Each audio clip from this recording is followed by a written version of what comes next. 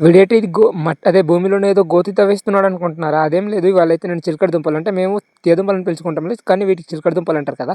ఆ చిలకడ దుంపలు అనేది మేము తవ్వుకుంటున్నాము.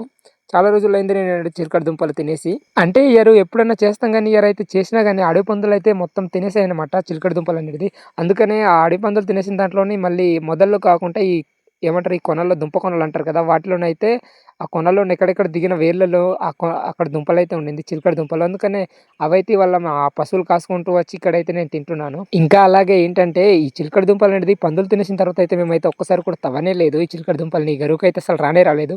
చాలా రోజులకైతే నేనొచ్చాను. కొనల్లో కొన్ని అంటే ఈ దుంప కొనల్లో కొన్ని ఈ చిలకడ దుంప కొనల్లోనైతే ఉండిన కొనల్లోని చివర్లో ఉంటాయిగా, మొదల్లో కాకుండా చివర్లో కొనల్లోనే ఉంటాయి కదా! ఆ దుంపలైతే ఉంటే ఇక్కడైతే చాలా ఆకలేస్తుంది. ఇవాళ ఎండ కదా! దానివల్ల ఆకలేస్తుంటే సాయంత్రం అయితే అయిపోయింది.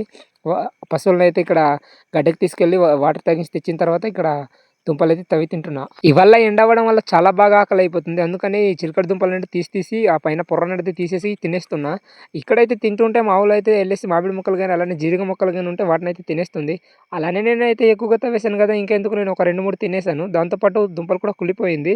అందుకని ఇవైతే మంచిగున్న దుంపలైతే తీసేసి పక్కన పెట్టేసుకుంటున్నా. అంటే పాతేస్తున్నా. రేపు ఎల్లుండి తిందామనేసి. అండ్ వీడియో నచ్చితే లైక్ చేసి సబ్స్క్రైబ్ చేసుకోండి.